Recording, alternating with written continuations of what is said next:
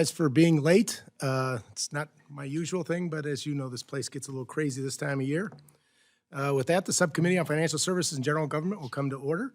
I'd like to welcome the United States Postmaster General, Louis DeJoy, and I appreciate your participation in today's hearing to give the members of the subcommittee the opportunity to discuss election readiness and general oversight of the United States Postal Service. I will be brief. I know my colleagues are all eager to engage you, those who could be here. The Postal Service has been a cornerstone of American society, connecting families and communities and providing essential services like delivering prescriptions to elderly, mailing election ballots to our military serving overseas, and all citizens throughout the United States, while helping communities prosper by connecting small businesses beyond their own limits. While I expect a robust conversation this morning about the challenges facing the Postal Service and concerns about the declining delivery standards, I want to be clear that any frustrations with Postal Service leadership should not be perceived to extend to the hardworking Postal Service workers and letter carriers across our country. These individuals work long hours to bring needed deliveries to our neighbors, connect our communities, and ensure the continued flow of commerce. All of us up here have heard from constituents who had concerns about declining standards at the Postal Service. The changes made under the Delivering for America plan have brought new challenges, and the deteriorating performance of mail delivery, reduced mail routes, and rising delivery costs are frustrating both customers and business alike. From metropolitan cities to rural communities, disappointment in our nation's mail delivery system is widespread. For example, under the Delivering for America's plan to streamline and improve operations like Richmond, Virginia processing facility saw a staggering 21% drop in on-time performance for first-class mail. And in Atlanta, Georgia, the situation was worse after similar changes on-time performance for first-class mail plummeted by 51%. Unfortunately, many of these changes have served to further erode the public confidence in the U.S. Postal Service. It's important for us to remember that these are not just numbers on a report. We're talking about misprescriptions, late checks, and delayed legal documents that directly harm the American citizens. As we approach the presidential election, many of our constituents have expressed concerns about the Postal Service ability to deliver election ballots securely and on time. It is imperative that the Postal Service get this right. Voting by mail increased by 25% from 2016 to 2020, and we expect that voting by mail will be popular again during the 2024 presidential election. We look forward to hearing how the Postal Service is approaching each step of the ballot delivery process, from postmarking, movement through postal facilities, and final transport to county election centers. Voters should never have to worry about if their ballot will be postmarked on time or if their ballot will reach their election center in time to be counted. The reliable delivery and processing of every vote isn't just a matter of efficiency, it's a fundamental expectation. Today, our goal here is to give the opportunity for you to reassure Americans that the Postal Service is fully prepared and ready to serve the American people during this election cycle and beyond. I look forward to today's dialogue to discuss other topics, and I turn to my friend and our acting ranking member, Mr. Cartwright, for his opening remarks. Thank you, Mr. Chairman. I'd like to thank the chairman for convening this important hearing about the vital role of the United States Postal Service in carrying out our nation's elections. It is vital that voting by mail remain a safe and secure option so that Americans can carry out their most basic civil duty with ease. In the Commonwealth of Pennsylvania alone, mail-in voting is popular as an alternative, with over 1.4 million Pennsylvanians requesting to vote by mail in the 2022 midterm elections. That number, as the chairman mentioned, is expected to rise in 2024, so I'm glad to discuss what measures are in place to ensure our Postal Service can continue securely processing election mail. I'd also like to welcome Postmaster General DeJoy. Thank you for coming today. In order to have as much time as possible for questions, I will leave it there and yield back now. Mr. Chairman. Thank you, Mr. Cartwright. Postmaster General, without objection, your full written testimony will be entered into the record. And with that in mind, we'd ask you to please summarize your opening statement in 5 minutes.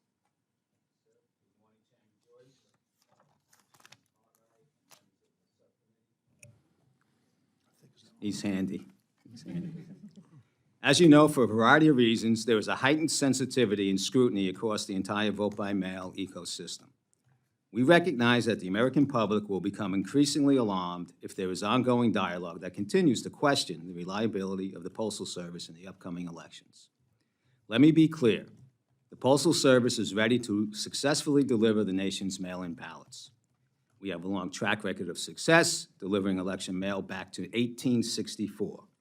Even though during the global pandemic in 2020, we were successful in delivering historic volume of mail-in ballots during the presidential election year, delivering 99.89% of the ballots from voters to election officials within 7 days, our recommended common sense timeframe for ballot return by mail.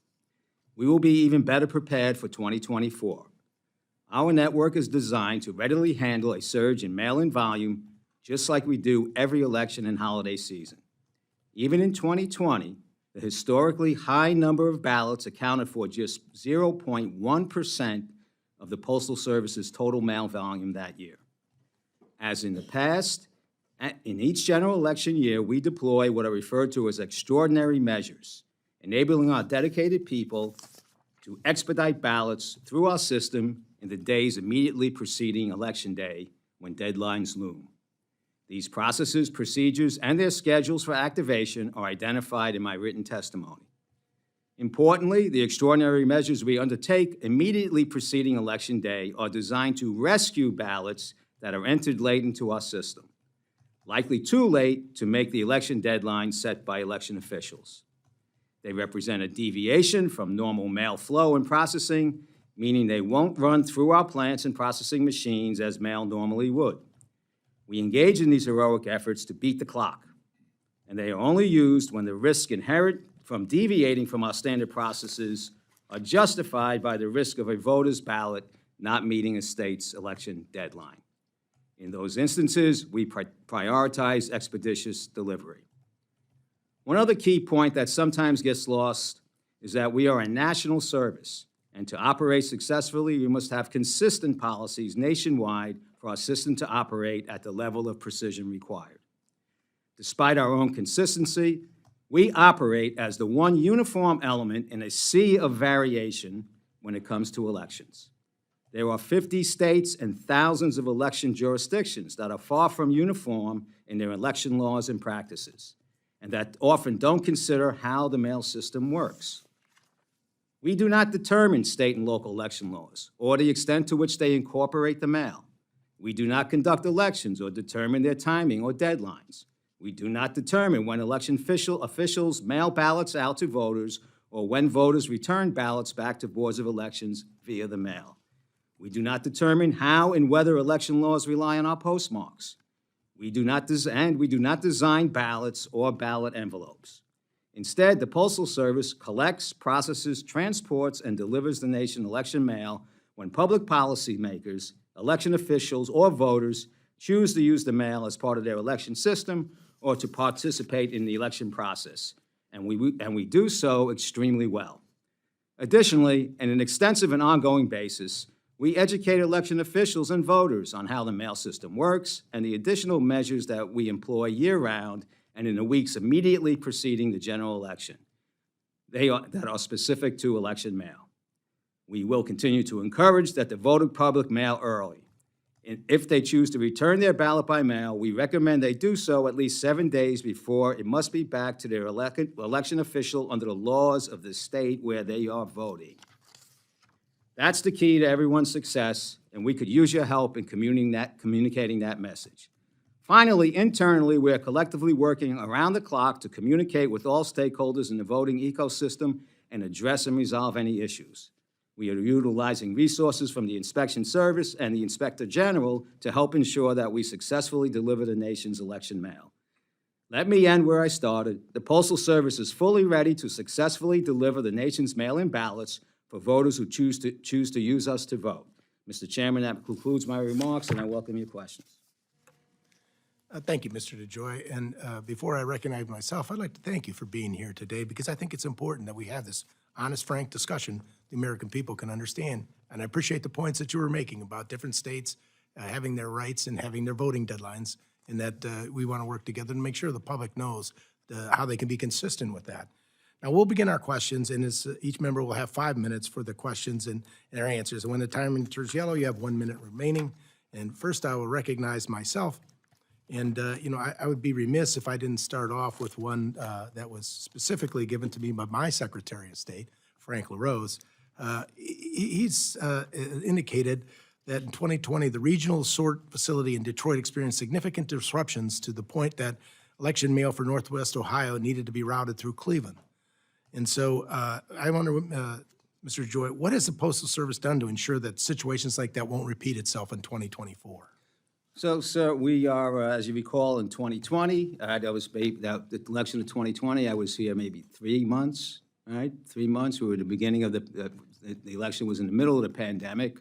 I would say to you that over the last 10, 11 years prior to me getting there, we had lost over $100 billion, had $20 billion worth of deferred maintenance, had significant turnover. We hired 200,000 people that year and never raised the top line level of employment at the organization. We were about to run out of cash in 60 days. 650,000 person organization, about to run out of cash in 60 days. We are not in that position today. We are better. We got a long way to go, but there's been extensive, our ranks are full. In fact, I'm not looking to hire too many people for peak season because we're fully staffed, because I've converted over 190,000 people to full-time positions. We've invested in our facilities across the nation, close to $16 billion. And our training is extensive. We have significant oversight, both from the Inspector General and our own postal inspection, and me. I meet twice weekly on these processes.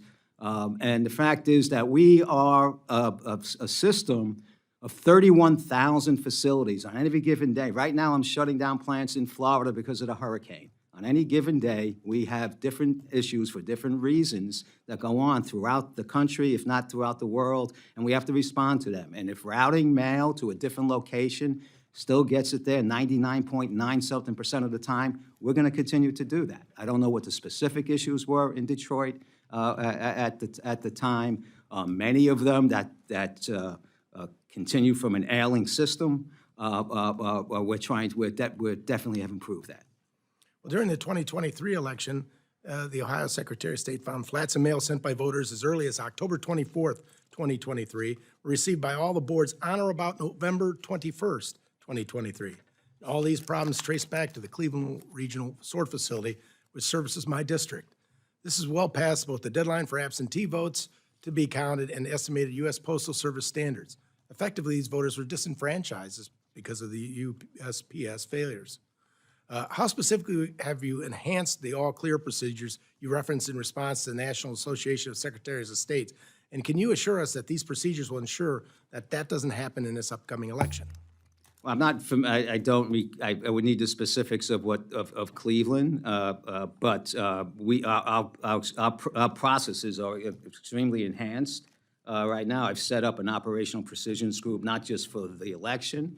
That has 400 or 500 people around the country going into plants each day. I have a 650,000 person organization. I didn't have an internal audit department, my own internal department. So we've set up processes and procedures to follow reporting and going into plants and look at and checking on and validating the processes that we have. We kicked off an extensive training program back in July throughout the whole system. We have put specific alert. Our operation is broken into 3 different parts: processing and delivery, transportation and logistics, and retail and delivery.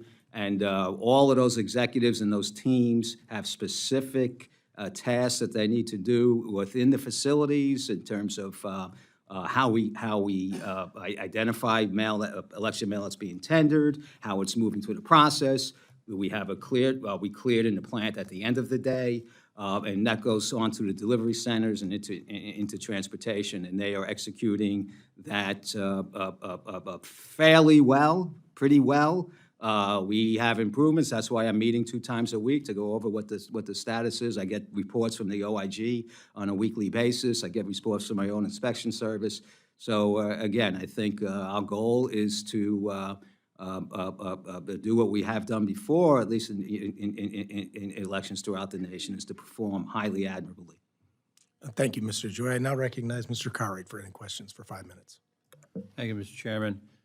Mr. DeJoy, I want to I want to review previous postal performance and potential improvements to our election infrastructure.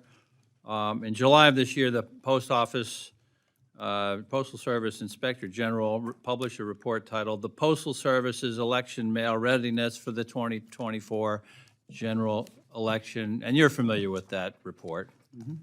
And I want to give you an opportunity to respond to some of the points made in that. The IG's report found, as you testify, that the Postal Service appears to be ready to serve the American public during the election, but the report did highlight a few opportunities for operational improvements that I'd like to talk about. The report found some cases of election mail policies not being properly followed in some facilities, which caused some ballots to be out of place. And to correct this, the IG recommended additional training and education on election mail policies. How are you ensuring that Postal Service employees, from clerks to letter carriers to supervisors, have the time and resources they need to understand and internalize election mail procedures? Thank you, sir. We are overwhelmingly enhancing our training across all aspects of our operation. That is the fundamental thing we need to do for these extra efforts that we put in election mail to actually work.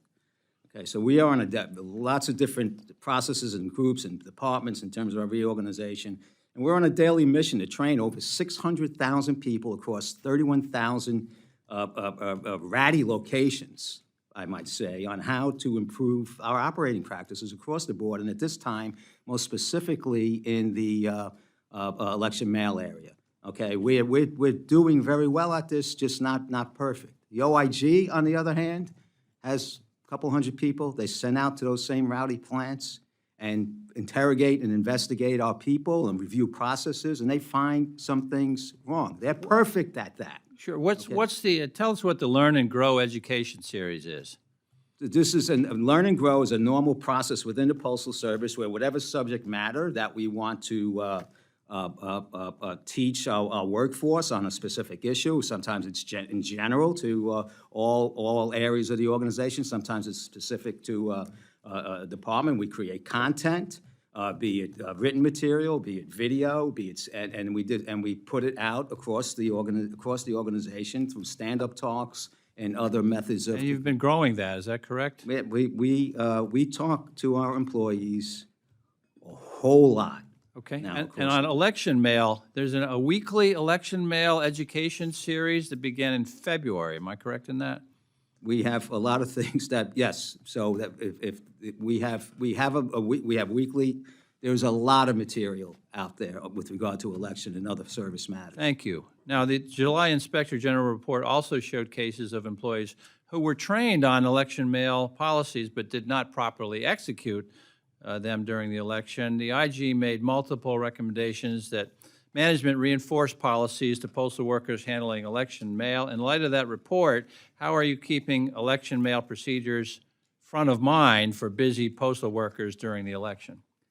So I have daily reporting that comes up to our performance improvement group, that comes up to each of the operational executives. I demand a high level of attention from the high-level parts of the organization. I meet 2 times a week on specific election matters, both in terms of operational processes, the training, and the communication with the election officials. Is that the National Election Mail Joint Task Force you're talking about? I've created a National Election Joint Mail Task Force that includes our union ambassadors from our union that are in our plants and review processes and communicate up through a committee a group that I set up in 2020 that has stood up for the whole year to interact with election officials and our people to improve processes. All right, now your testimony mentions the Postal Service has many dedicated systems to get election mail where it needs to be, when it needs to be there.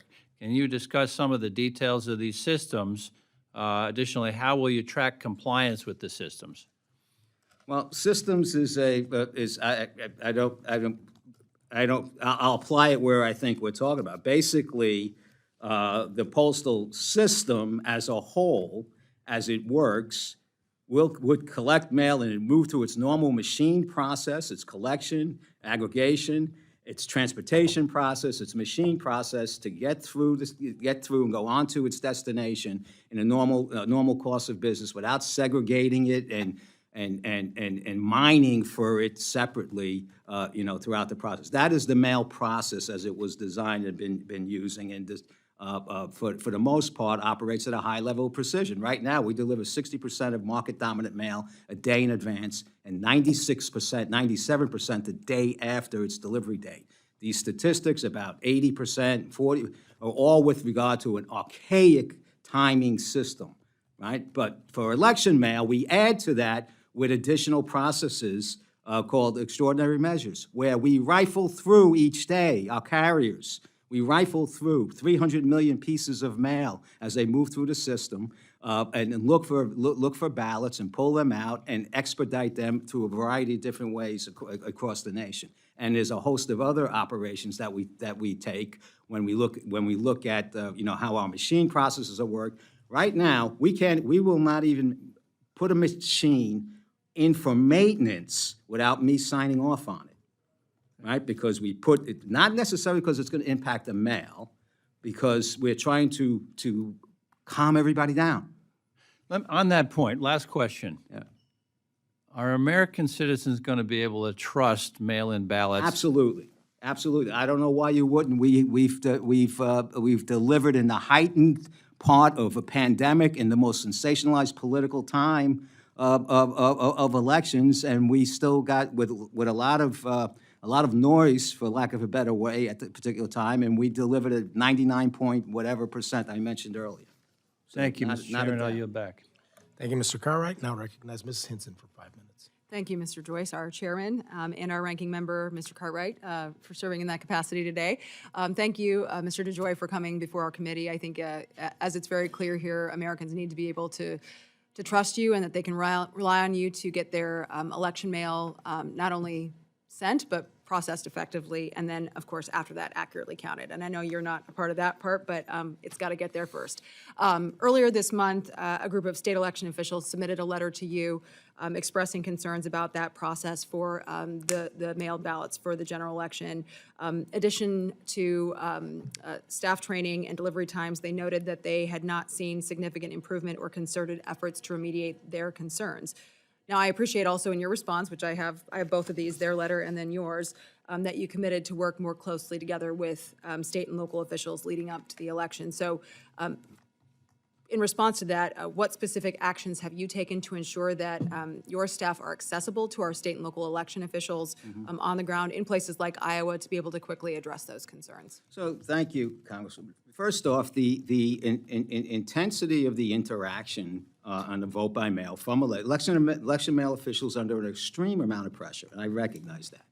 It's one of the reasons I stood up this special group 4 years ago that stayed year-round. We used to put them up for elections and then put them down to expand the interaction, to explain our processes, to get feedback, and so forth. And then we have 50 people, 50 regional managers that interact with election officials. I don't know.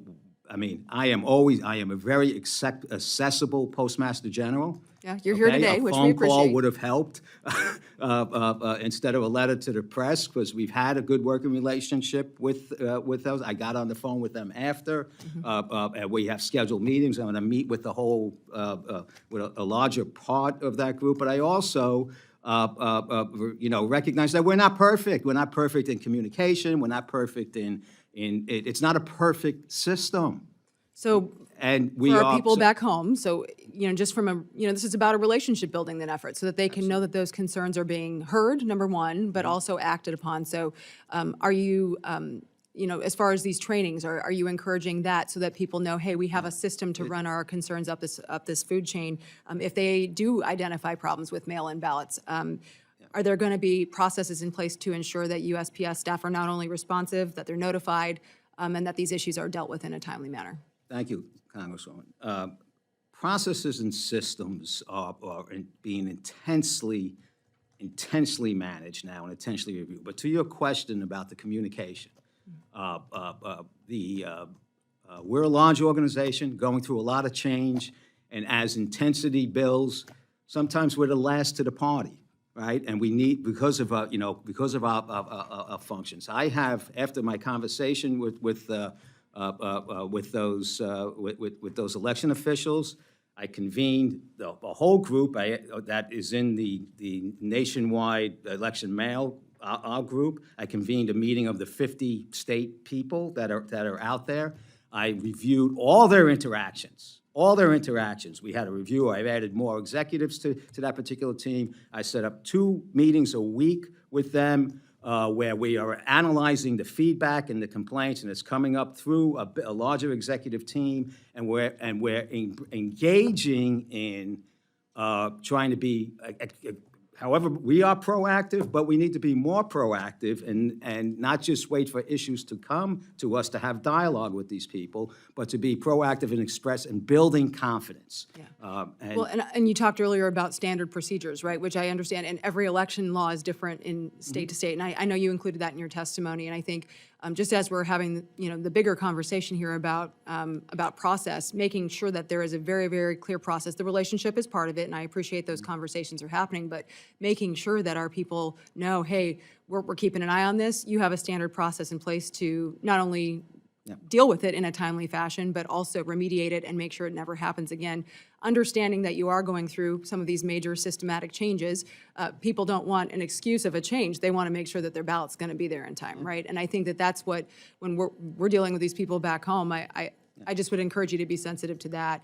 I'd be happy to follow up with your office about working with our Iowa folks so that we can continue to keep an eye on that in the next couple of weeks to ensure that that follow-through is actually happening. And we can do that. I have people ready to do that, and we're working on enhancing that process. But to the point about the changes in no way will impact, or will they ever considered to impact. In fact, the timing of the change, there's nothing going to be moving, after October 1st. We have decades to catch up with, and we've timed the changes, however good or bad they went, because there were other areas that they went well. And those, there was no intention or impact. And the processes that we deploy will catch any delays, of which mostly will be for the rescue efforts of last-minute balloting. So, I appreciate that answer, and also your recommendation, and I think we need to be very clear, people need to send their absentee ballots, you said at least a week ahead, right? At least a week ahead, I think. Help us out. Very clear, let's get those in the mail as soon as possible. Thank you, Mr. Chair, I yield back. Thank you very much, Ms. Simpson. Now recognize Mr. Pocan for 5 minutes. Great. Thank you, Mr. Chairman. And thank you, Postmaster, for being here. I know we had a meeting a while back kind of behind closed doors, and you and I had a good, frank conversation on a number of issues. As you know, I've been a bit critical of some of the changes that you've made. You may remember I had, 5 days, people didn't get their mail in Madison, Wisconsin. I remember you being frank. Yes, I was. Thank you. And so I actually am heartened, and I want to make sure you hear this, by the fact that many of the procedures you explained you're going to do prior to election, including prioritizing ballots, because this is not something we've had a problem with in Wisconsin. In fact, I remember them bringing multiple trips a day of ballots in, and it did work well. So knowing that you haven't changed that, I'm heartened by, so thank you. And I think that will bode well for the election. Yeah, write that one down. Let me give you a little backhanded hearten, though. I'm also heartened that you're not doing changes on the regional transportation optimization or local transportation optimization programs between October 1st and Election Day. I might recommend you consider extending that period to forever for this reason. You did 2 pilot runs on the LTO.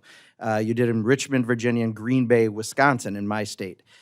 Since those policies were implemented, Wisconsin's on-time 2-day delivery service dropped from 91.5% to 70.5%, and our 3 to 5 day delivery service fell from 86.2% to 67.9%. I think we are second worst in the country right now, and Virginia, I believe, was 4th worst, and it just so happens the other pilot was Richmond, Virginia. It seems to be perhaps some coincidental, operations that it's happening that way.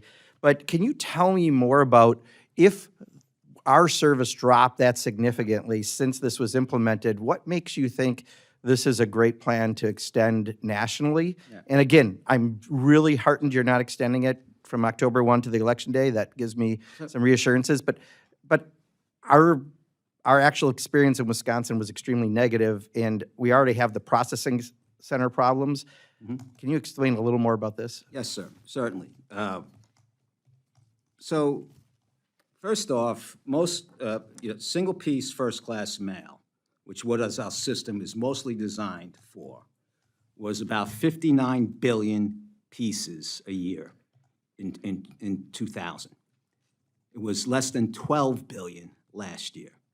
We still have the collection system and the collection from households, which I supported, put in our plan, and helped push through legislation that we committed to delivery to 167 million addresses 6 days a week. Okay, but the collection and collect it back to our spots, but we still run trucks, 50,000 trucks a day, 30%, 30% full. And we still have archaic business rules If I that could, generate these. yeah, if I services. could, just because I want to make sure I have such limited time. The problem is when you quit picking up mail the same day and they have to wait another day, they put something in on Friday, it doesn't get picked up till a Monday, right? The extension of that amount of time, remember, we had this conversation behind closed doors. Your mission is not necessarily to reduce costs. Your mission, first and foremost, is to deliver mail. But if we're having this reduced delivery because of processing centers and now because of this pilot project that you're going to take national, that's my concern, is that by not picking it up the same day like people are used to, you're going to extend that even more. So, two things. Number one, I think this is a big problem for somebody like me who's trying to fix the place, right, is we have a legislative requirement to cover our cost. That's it. I don't get money. It's like, I get like 0.1% Right, but of our service, delivering the mail is your number one objective, We're gonna right? deliver the mail. And We're you gonna can deliver do the things mail like at postal bank, you could do a lot of other things and 167 extend to million make money into the And there's a facility. standard. But if you can't deliver the mail, that's also going to affect your bottom line, and it affects our The constituents. law also says, in the last one that was just passed in 2022, which maintained that I have to cover our cost, is that we have to create an integrated mail and package network. That means mail and packages move together, okay? Under the system that I came into, that was designed, that was losing $10 billion a year, that is not an integrated mail and package network. To do so, we will still. The directive was not to have delayed mail and packages. It was to deliver the That's- mail and packages, and that's the laws problem, are is never the very changes you've prescriptive. made have delayed Laws are those very never things. prescriptive when it comes to the United States Postal Service. But you haven't addressed the delays. So the delays, number one, we do have some operational implementation delays, right, in terms of changing it. There is also, this is one of the reasons I went in for the 3661, right, that we have in front of the Postal Regulatory Commission, to reconstruct. My whole national system is tied to a collection box time that's 30 miles outside of Roanoke, Virginia, for 2 pieces of mail that are in there. My whole system has to operate that way, around that. That's why we're losing so much money. I need to adjust some of those business rules that will still have mail delivered 1 day, 2 day, 3 day, 4 day, 5 day at the worst. Some mail might go a day later in a 2 day to 3 day, but most mail will accelerate once I do that. We will drive significant cost out. And a 5-day system for a package delivery, which would move with the mail, is faster than UPS and FedEx on the ground.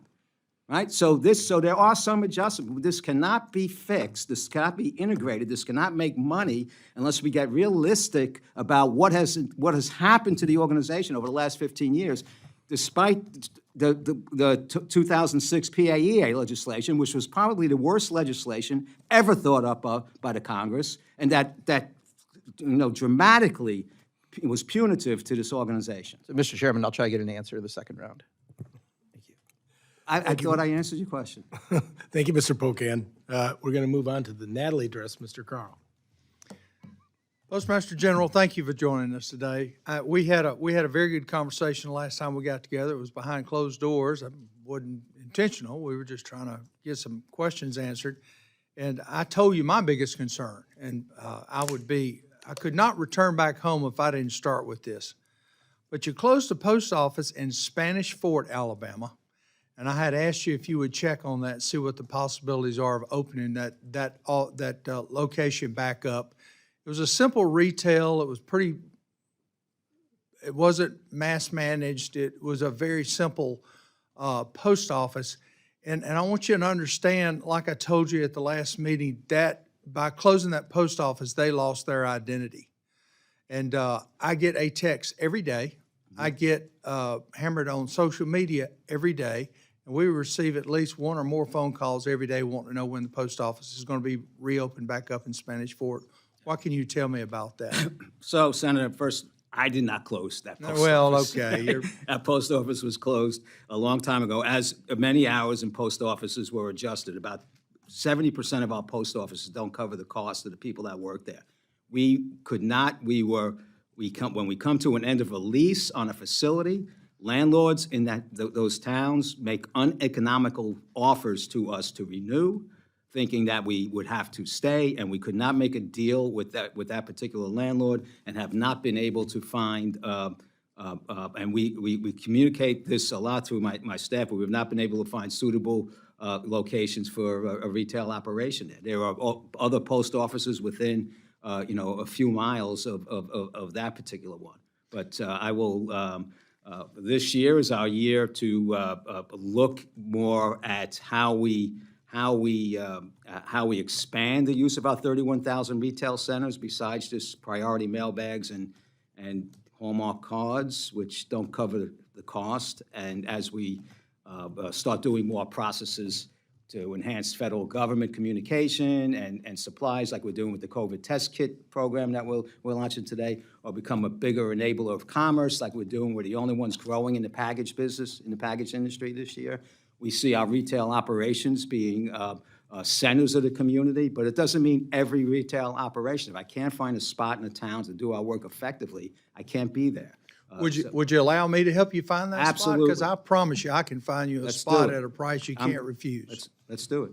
And, well, you have whoever reach out to me, and I'll I speak- personally will go to Spanish Fort with them, and I know most of the owners of the strip malls and such, and we'll make sure they get what they want, which is a post office and their identity back, and I appreciate I that. need a good rate, though. Oh, hey, I told you I'll make you a deal you can't refuse. Hey, explain to me the 60 days out of, being out of cash. I assume your fiscal year is going to run through January 1st, or through December 31st, I should say. What's your plan on after 60 days? No, this was before. Right now, I'm sitting on about $20 billion of cash. We were going to run out of cash. We were not paying into our employee retirement fund. We're still not. We were borrowing from it. We were deferring maintenance to the tune of 20.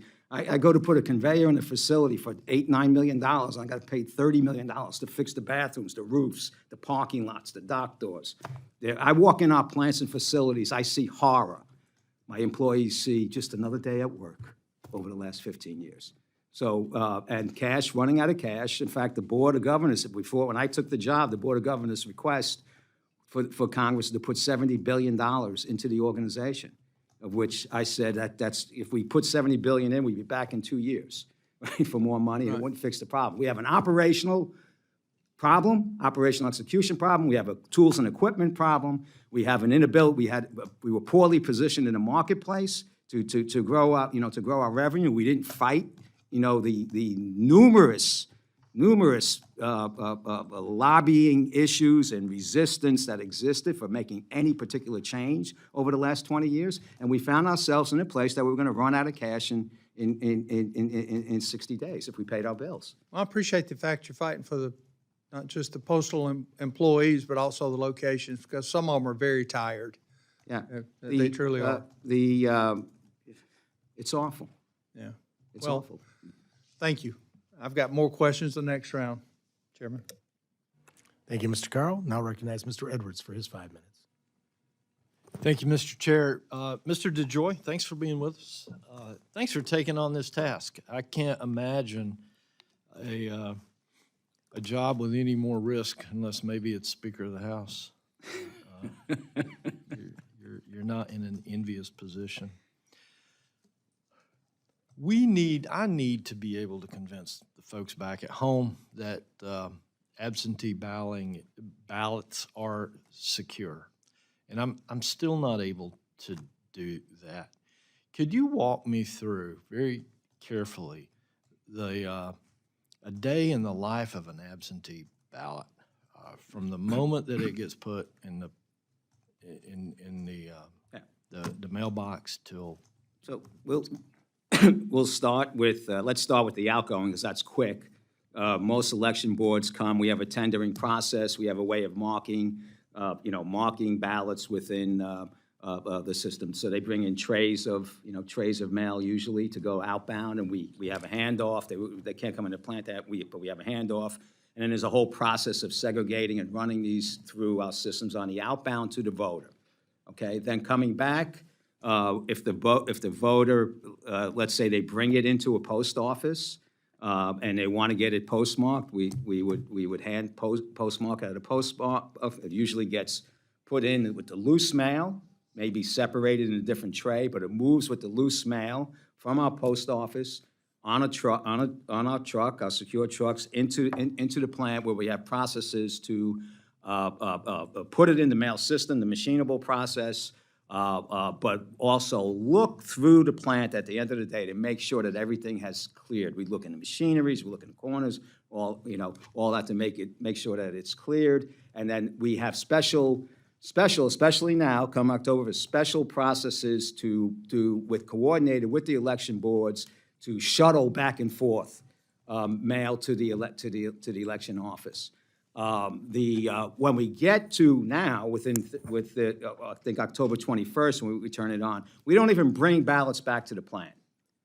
If they're picked up from the collection box into the post office, ballots that are brought into the post office, we separate them, we hand stamp them if they're local, and they go right back to the election officials, and that's a coordinated effort. If they're going out of the area, back to the plant, we make sure we're cleared at the post office. They're again put with the loose mail and run back to the plant where they get processed and put back into the system. And we also to extend our reach.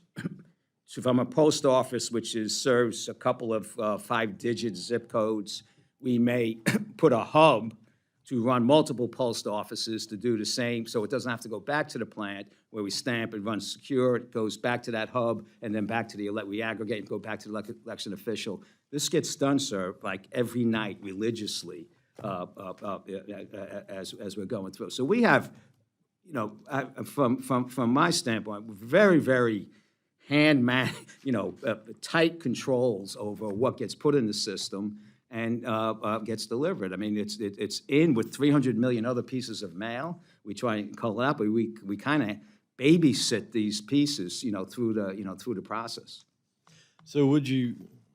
It sounds like there's a lot of visual inspection in there. That there's no real hard, firm electronic way to track a chain of custody from point A to point So I would say most ballots don't. I mean, the exceptions are what I spoke to you about. Most ballots run through the machine process that goes through through our system. I think what I would tell you, sir, is our hand control throughout the system is a reliable hand control. Our people see ballots, they dive on them. There's been very, very, very, very little proven other types of issues with us with regard to the processes that we deployed. Well, thank you. I'm going to run out of time. Yeah. There's one other line of question I'd like to ask. Do all state ballots look the same? How do you know to treat one in Minnesota the same as one that you get from North Carolina? No, they don't look the same. And just the exceptions that we are talking about with the United States Postal Service are few, just as they are with the election boards, but they are there too. We get ballots with wrong addresses on them. We get ballots with non-machinable, not ability to run through our machines. We get a whole host of other issues, exceptions to the process. Besides that, they all look different. There are a number of states that have put an ID. So with regard to tracking, I misspoke.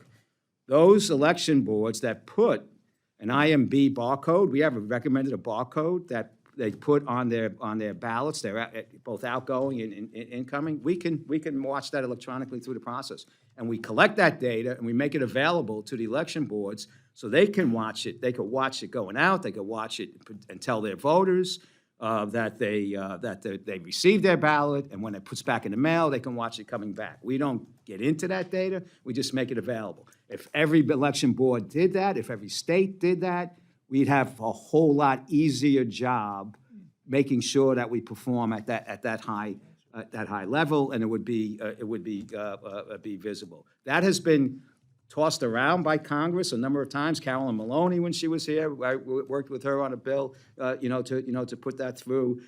We are considering internally with our board trying to put in what we call a contract, a contract together for certain election boards where we can define that process, define the paper, define the barcode, define what everything looks like. I would tell you 4 years ago, 6 years ago, that was not something that would have got any traction, in the Congress or anyway. It costs money. Election boards don't have a lot of money, right? Somebody's got to pay for it. I don't have a lot of money. So we have to come up with a methodology, but that would get at what you want. But there's not been a willingness to act. I mean, it's an easy thing to figure out if you're in the material handling. It's another material handling process that we could help the Congress figure out. It's just then we have to get the states to adopt it, right, and use it. Thank you very much, especially thanks for the suggestion. We'll be back in touch on that one. Thank you. I yield, Mr. Chair. Thank you very much. Would that be consistent with what I get from you every morning in my email that shows what mail's coming to my house that day? That is different. That's informed delivery. It's a wonderful thing. But it's the barcode system, though. What's that? It's a barcode system. Well, we tie it to a barcode, but it's also a visual. It's camera image, right? So we take photos of everything as it moves through. So it's an image, and we deploy that on our package business when I arrived here. And we plan to do a whole lot more with it. It is there are various areas we've been discussing, and our general counsel here has been discussing, other methodologies of how we can, track stuff. But I think it's all kind of makeshift, and I don't want to be a proponent of makeshift solutions, right? I think the barcode that I just spoke with Congressman Edwards about, the IMP barcode, we expect perfection in an imperfect system, right? And if we want that perfection, we're all in. Let's try and help. We have suggestions and ideas as to how to do it. But as far, and look, I speak frankly also, as far as, we do everything we possibly can in an imperfect system that expects, the perfect. And we're a good target for a lot of blame. We're a good target for a lot of blame because at the end of the day, the piece winds up with us someplace, right? And or came from us if it's presumed to be late. And that's it's not healthy. It's not a healthy environment for the nation, for our employees. I'm fine. I was just trying to point out that since that already exists in your system, someone could know if they see their ballot and when they send it back in, if we use that program. But moving on, you might be surprised, but other members wanted to weigh in today so they could be part of this panel. And I told them that we weren't going to do that. However, if they submitted their questions to me in writing, I would make sure that I'd make it available for you. And only one person did, and this is from Andrew Clyde from the great state of Georgia, who wanted to talk about the Georgia Regional Processing and Distribution Center. Earlier this year, the U.S. Postal Service created a new regional processing and distribution center in Atlanta, which had a negative impact on mail delivery. Many of the facility's operational changes occurred just 3 weeks before Georgia's Republican presidential primary, raising a concern over mail and ballot security. Are Georgia mail-in ballots secure for the upcoming election? Please tell me all the steps that the U.S. Postal Service and the Atlanta Regional Processing and Distribution Center are taking to ensure the security of all the mail-in ballots. And secondly, how does the U.S. Postal Service track and monitor completed ballots in their facilities to ensure they are prioritized and reach their destination on time? So, just one thing on the Georgia service. We're putting over $500 million into Georgia, Atlanta, Georgia area. Georgia service is going to be some of the best in the nation shortly. When I arrived here, our service hasn't always been good. When I arrived here, our service was in the 70s in most areas. We built it up by spending a lot of money and hiring a lot of people and repositioning. So where it was like 94, where it got very good towards the end of 23, before we started embarking on these big specific, big specific changes that happened. And back then, Georgia was always in the bottom 25% of our performance. What went on in Georgia was an embarrassment to the organization, okay, and it should not have happened, and we are correcting for it, aggressively. I don't want to get into all the different reasons. Specifically with regard to the primary election, we got through that because I put a whole bunch of people down there and a whole bunch of double-checking processes in place. And the primaries, the performance was good on election mail for Georgia. Okay, we have some of the service issues that we talked about with regard to the standard, but I have special gimbers going on in each of our 4 plants, it's mostly in the 3 plants around Atlanta. Every day people going in there, every day getting reporting, every day looking at closeout for ballots, and we're going to deliver Georgia's election ballots just fine. It's good, everything else that I said in terms of measures, procedures, operations, send them the video. I mean, I've answered it already. Thank you. Mr. Cartwright? Thank you, Mr. Chairman. Mr. DeJoy, as the Postal Service plans to consolidate resources around regions with higher population densities, it was reported that the Postal Service may begin to permit slower service for rural communities, as described in the Postal Service's Delivering for America plan. The Postal Service is planning to scale back rural delivery resources to cut costs. That was March 23, 2021, USPS Delivering for America plan. Luckily, the Postal Service has delayed implementation of these consolidation plans, as my colleague, Mr. Pocan, mentioned, until after the upcoming election. But what happens after the election? My fear is that once implemented, these consolidations will lead to eventual delays, negatively impacting rural Americans like some of my own constituents. People rely on the Postal Service to deliver their prescriptions, Social Security checks, other important mail. If faced with delays, rural Americans will experience longer delivery times or be forced to pay higher prices to commercial delivery companies, which is unacceptable. According to an August article in the Washington Post, August of this year, you stated that some portion of the mail showing up later is a price that has to be paid for letting the post office be neglected. And I'm hoping you can shed some light on those comments today. Is it acceptable for hardworking rural Americans like my constituents in northeastern Pennsylvania to be subjected to longer delivery times? Do you really think that rural Americans should have to pay the price, figuratively and literally, because of the Postal Service's management? Mr. DeJoy. So I disagree with the premise, and I think it's an unfair accusation considering the condition that the Postal Service has been allowed to get to, and also concerning, well, prescriptively what we're striving to do. First of all, we are not consolidating I have opened operations around the nation. We have put sorting and delivery centers in communities that were old abandoned plants throughout the nation. With regard to what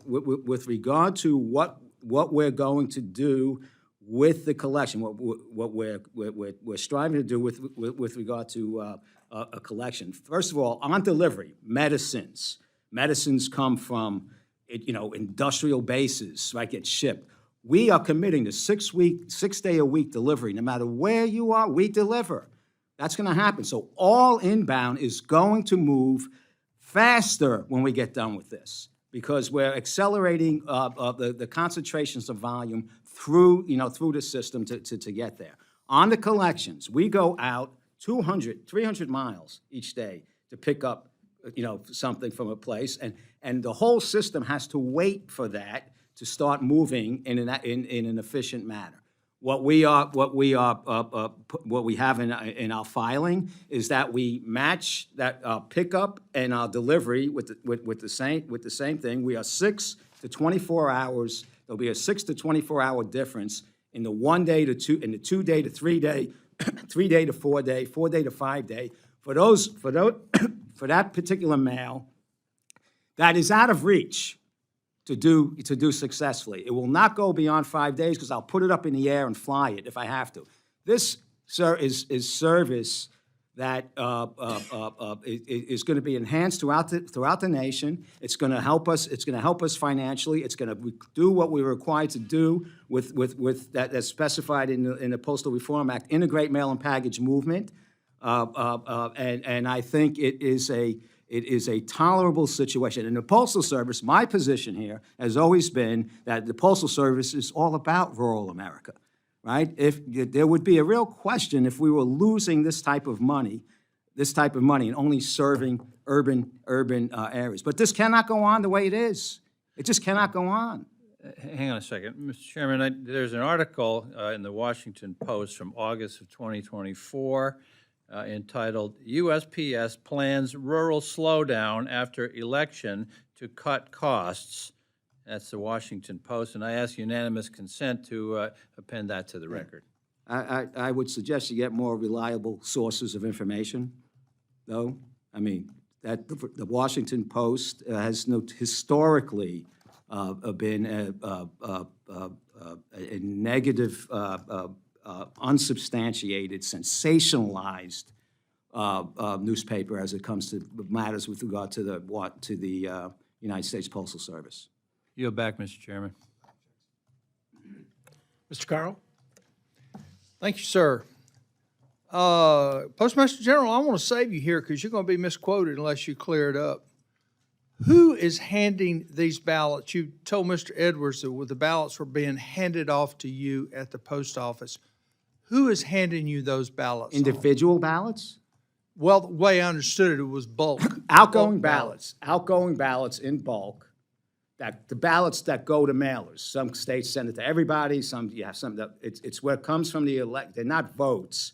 They are the ballots that people will use to fill out to vote. Okay, so you're not talking about the incoming ballots. No one's bringing you okay.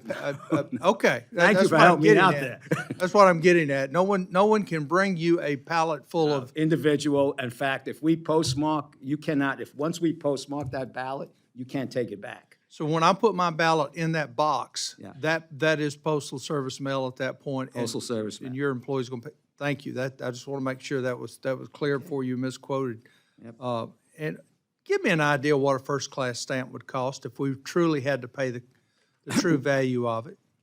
We are one of the cheapest in the world, right down there with Uruguay or something like that, to deliver mail.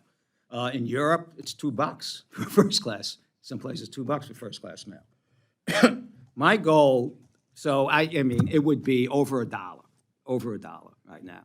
And especially now that we had there was a lot of complaints about raising prices. We had 20% inflation in the last 3 years, right? We get to raise our prices prospectively, but we have to pay our cost, in arrears. That's why we couldn't break. That's why we didn't break even. So it's and we had 15 years of a defective pricing model because of the Postal Regulatory Commission couldn't do basic division over 10 years, right? With mail volume has dropped 50% since the passage of PAEA, which froze our pricing relatively. If you were in business, that's what you would say. It froze our pricing, and volume got cut in half, and we never made any adjustments for that. But so you would have $1 something, it'd be in the high dollar range. So that 20% inflation does affect the Postal Service. It does affect your employees. It does, in fact, affect all of us. It affects inflation. Everything. Excessive inflation affects everything. We modeled, 2% inflation. We had We would have broke even in 2023. We had $3.3 billion of inflation. We had $6.3 billion loss, $3 billion of inflation, and another another 2 and something billion on the CSRS legislation. So I know most people that work for a living did not get a 20% pay raise in the last 3 years. Has the Postal Service gotten a pay raise of 20% over the last 3 years? No, we have rules, regulations, negotiated things, but it was higher than it was in the past. Yeah. It was higher than what we projected. Sir, for 10 years, labor, we all know, labor, the price of labor was pretty flat for a long time since the recession. 1%, 2% types of things. And then when we hit part of what drove inflation was the scarcity of labor, in the marketplace. So we had more hefty raises than we had in the last 10 years. So all I was trying to do is add the human side to this. I mean, we have employees that didn't get pay raises. They've been hit with inflation. Our company's been hit with inflation. Even our postal service is paying the price of inflation. So inflation certainly is an issue that we've all been screaming and fussing about over the last few months. With regard to my own area, the Postal Service has been hit with a lot in the last 4 years. We delivered. We didn't work from home during the pandemic. Right? We worked in ratty places right next to each other, processing mail, went out, had retail centers, allowed people to come in with limited restrictions with regard to how they entered our facilities, and we delivered out to the public each day to 167 million man addresses, and we delivered kits around half the planet, to help people, test themselves. Well, again, thank you for your time. I'm trying to get home ahead of a hurricane, so I'm going to slip out of here. Be safe. Travel safely. Thank you very much. I yield my time. Thank you. Thank you very much, Mr. Carl. Now recognize Mr. Pocan. Great. Thank you, Mr. Chairman. All right, so let's try again. I allowed you the time to you gave me the 30,000-foot view, right, that you are seeing a cost savings. I completely agree. That postal bill was before I was around here, was awful. Pre-funding 75 years into the future employee benefits. No company does that. That was plenty of stupid was there. You're right. But here's my specific Wisconsin-related questions. And so as I hear the question from the gentleman from Georgia, who, as you remember in our closed door session, that came up before too, if the cure is like the cure was in Wisconsin, you kill the patient, right? When you did that processing changes to Wisconsin, you significantly slowed down our delivery. But specific to this LTO proposal that you piloted in Wisconsin and Virginia, which are now the second and fourth worst for turnaround times on delivery, specifically address this. In Wisconsin, 2-day delivery dropped 20 points, 91.5% on time to 70.5. 3 to 5 day delivery fell from 86.2 to 67.9. What in that said, I think this is a good idea. Let's take it to Pennsylvania and Iowa and Ohio and across the country, because I see it as a problem, right? Because if the goal of the post office is to deliver mail, which I think it is, it's not to be an accountant, that is part of your job, but the goal is to get our mail delivered timely. It is not to have this sort of drop in service through a pilot program that now you want to expand. And that's what I can't understand. That's the first question. Second, since we are second worst in the country, what do you do specifically about Wisconsin to fix our unique problem that we're having in these terrible turnaround times? So first of all, the first rockets that went to the moon blew up. Okay, that's what pilots are Thanks for. for blowing up Wisconsin, I guess. That's what pilots are for, right? To test. We have a problem. We have a solution for it. We wanted to see there were many things, both the service standard, how we measure service, how we do our sampling plan, and what our eventual solution is going to be. So what are you doing different then? Again, Well, the only thing we're doing different, you hurt us. I don't want other places to be hurt, but what else are you going to do to fix us? we're going to do a series of transactional adjustments and service measurement adjustments and service metric adjustments as we move forward with this, that are going to get your service to be 95% reliable, people can understand what it is, and you can understand what the service is, and we're gonna perform to that, and we're gonna save the Postal Service overall, so rural America can in fact have a postal service for the future. I'm happy to come over and explain that to you in detail. And you know what I would really appreciate? If you could show a specific plan for Wisconsin, Yeah. because you broke us, right? You blew the rocket ship up, I get that.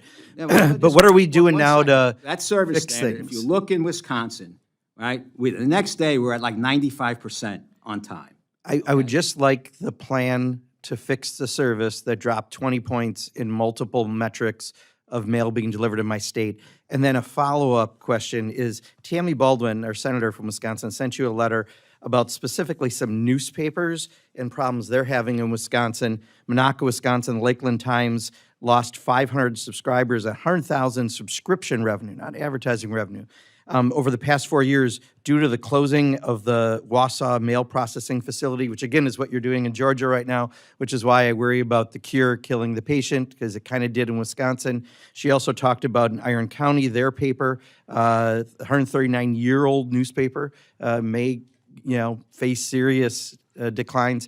How do you address that? So I don't know about the Wausau closing. We have plenty of plants and facilities in Wisconsin. I also know that the periodical industry is under significant duress. I also know that I tape a quarter to every periodical I deliver. That's how much we lose on every single periodical. But if you get your weekly paper 2 weeks later, which is kind of what's kind of happening here, I don't. people aren't subscribing. Well, I don't buy that. I'm telling you, Generality that I do not. that rocket I'd ship be you more- blew up be more also specific. blew up with the processing center, what you did, consolidation, when everything kind of comes out of Milwaukee now, no matter where you are in the state, you close multiple places.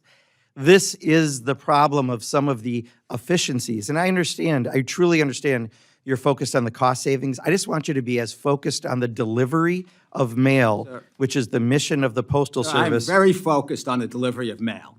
No, you can go ask 650,000 employees where I spend my time. It is focused on the delivery of mail. Well, and then I'm looking at the metrics in Wisconsin, Well, I'll and try unfortunately, they're not harder. working. Try harder. I appreciate it. And I appreciate that plan, too. Thank you. Thank you very much. Now recognize Mrs. Hinson for second round of questions. Thank you, Mr. Chair. I just want to go to your testimony real quick and ask kind of a quick follow-up here. You say, for example, some jurisdictions allow voters to request mail-in ballots very close to Election Day, depending on when that ballot is mailed to the voter, again, by the election officials. It may be physically impossible for that voter to receive the ballot mail, complete their ballot, and return their ballot by mail in time to meet the jurisdiction's deadline, even with our extraordinary measures and despite our best efforts. So I understand that, right? You are the delivery mechanism, and state laws are different everywhere. I was a state representative. We worked on our election laws. So then you also say here you're going to continue your outreach to election officials and their mail service providers and share recommendations regarding best practices for how to successfully use the mail system. So I guess my question is, I think it's probably with 39 days out, too late to make changes at all these state legislatures. But, when we think about this going forward long-term and making sure this is, the election laws actually respect the process and make sure that it's realistic, right, to actually be delivered in time. So how are you going to make sure, like, long-term going forward, that your people are communicating those challenges with the very real, So acknowledgement that state laws are different and there may need to be changes made there too? Yeah, so first off, we do this throughout the year since we implemented that team on a bunch of different processes, work with the teams. The board, myself, and the rest of the team are looking at how we, and it's not necessarily, it's aligning expectations, it's aligning the pricing, and it's aligning the cost of doing this. That will be the solution, right? And that is what we all need to commit to. I can tell you specifically how we can best handle the collection, the delivery, so forth. I could give recommended tender times, tender meaning coming out of industry. I was in this industry. Built a big company in this industry, how things get interchanged, how they're measured. Have you laid out those like legitimate tender? You talk about that. Have you laid that out for every state? And so, obviously with 50 different states, it's going to be a different process. What works in Iowa is not going to work in Alaska. Yeah, But have you laid that out so that we can make sure that those things are actually matching up? We have been careful not to be an advocate for voting for it by mail because it gets misconstrued. But if we're invited, but we do talk, when we're invited, we talk about enhancements to the process, most specifically the IMB code, having a, prescribed envelope, putting the barcode, the right barcode on it, tendering times, quality of the mail piece, design of the mail piece. We have people that help design mail pieces. So we have all these different things that we participate with when invited. We probably pushed more in the last couple of years to be a little over the line in what the organization has in the past been in terms of advocating for certain types of improvements with this. But we would, appreciate to participate in that dialogue.